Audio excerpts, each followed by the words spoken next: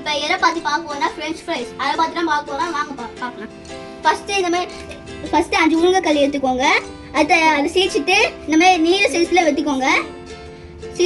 சீச்சு வெட்டினதுக்கப்புறம் இதை எல்லாத்தையும் போட்டு தண்ணியில் போட்டுக்கோங்க.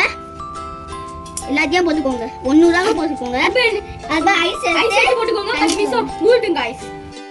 இதுலேருந்து ஐஸ் வாட்டர்லேருந்து ரிமூவ் பண்ணி இந்த மாதிரி பண்ணிக்கணும். அடுத்து நம்ம உப்பை சூடான தண்ணியில் இந்த உப்பை போட்டுட்டு அது இதை இந்த உருளைக்கல்லை நேரம் நீட்டாக வெட்டி வச்சுருந்து இதில் போடணும். இல்லை எல்லாத்தையும் போட்டு 10 நிமிஷம் ஊறணும். தண்ணியிலேருந்து ரிமூவ் பண்ணி காய்ஸ் தண்ணி இல்லாமல் நல்லா வச்சுக்கணும் காய்ஸ். இது இங்கே வைக்கணும் காய்ஸ். இப்போ என்னென்ன காய்ச்சி வச்சு சட்டி இதை ஊற்றினோம் காய்ஸ். காய்ஸ் இப்போ என்னன்னா எண்ணெய் நல்லா காய்ச்சி இப்போ மெதுவாக போடணும்.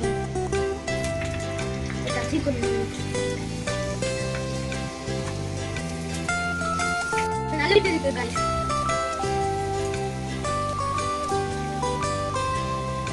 இந்த தண்ணியை ரிமூவ் பண்ணு.